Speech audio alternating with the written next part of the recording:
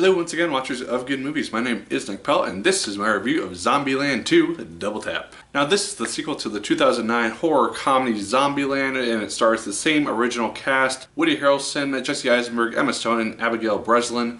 And they continue to work really well as a group ensemble. It's really fun seeing them on screen together, and they really do feel like they have been together, and they are very true extensions of their characters from that 2009 film. This film is obviously taking place 10 years after. These people have all done a lot of stuff since then in regards to movies and real life stuff. And so obviously they're going to look different, and you would think that they would act different, but no, they really take on the personalities of these characters in a very realistic and true to form way. And I really do appreciate that. It makes it feel like a genuine, really well done sequel in that aspect. As this is a horror comedy, it does have a lot of funny moments as well. Not everything sticks for me. I think some stuff from the trailers kind of ruined a few moments, but for the most part, I laughed quite a bit in this film. I thought there was a lot of funny moments, and I really enjoyed it comedically as well. The action's also really fun to see on screen. It's a rated R horror film with comedic elements, so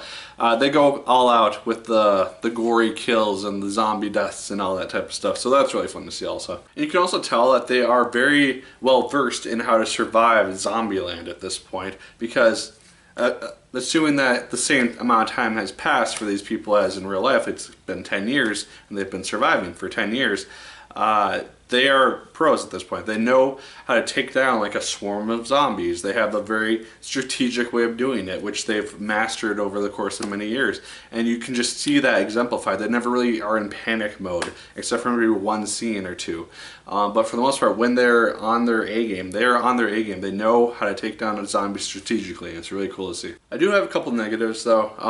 At about the 50-minute mark or so, our main group of cast members that we follow for the course of the film, they end up at a certain location, and the film just kind of comes to a halt plot-wise for a little bit. It does introduce some new characters in that aspect, but for the most part the film does feel like a road trip film with them trying to find a certain individual. I'll say that, I don't want to spoil things. But they end up at this place, and it just kind of stops moving plot-wise for about 10-15 minutes, and it's the one thing plot-wise which really kind of bugged me about the movie, because it had such great momentum and such great pacing, and it just kind of ground to a halt for a while until it finally picked back up and moved to our finale. And so that, I don't know, it just kind of bugged me. It felt out of place. And it felt like it overstayed its welcome. Another thing which felt like it overstayed its welcome was Zoe Dutch's character, because while she is funny and she's fun to see on screen for a little while, like the first third of the film, she eventually gets quite annoying. I will admit that fully, because she's kind of a ditzy character, and she's really just there to be the ditzy girl and doesn't really provide a whole lot of other stuff to the film. And she's really only there to create conflict between Columbus and Wichita, so I don't know. Her character, just for me, got really old really fast eventually. Another thing which is unfortunate is that Abigail Breslin, she is kind of left out. She's the one character which doesn't really get a lot of stuff to do. Maybe just like in the why is there a turn happening? She has content in like the beginning of the film and then towards the end of the film, but she doesn't really have a lot to do midway through. She doesn't have a lot of good development, and she just doesn't really participate that much with the main ensemble. And so it's just kind of disappointing. I would have liked to see more from her instead of being this just kind of focused on Woody Harrelson, Jesse Eisenberg, and Emma Stone's characters for the most part. There are a lot of really fun pop culture references thrown in kind of a mix of modern day stuff as well as like 2009 stuff, which was basically when, in theory, pop culture would have really come to an end. So you have a lot of callbacks to catchphrases from that time period, and just other things which are referenced in regards to entertainment and whatnot. And so those were just fun to see thrown out on screen.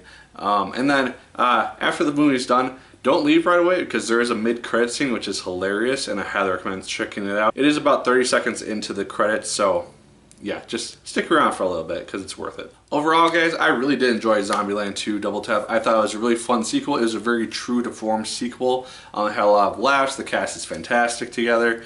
And the action's really fun to see on screen. And like I said, it just felt like a very true to form sequel, and I'd love to see a third film come out sometime before 2029, if possible. But those are my thoughts on Zombieland 2 at Double Tap. Let me know yours in the comments down below. Did you like it as much as I did? Did you hate it more than I did? Let me know. Let me know your favorite zombie comedy as well. There's quite a few nowadays, so let me know your favorite.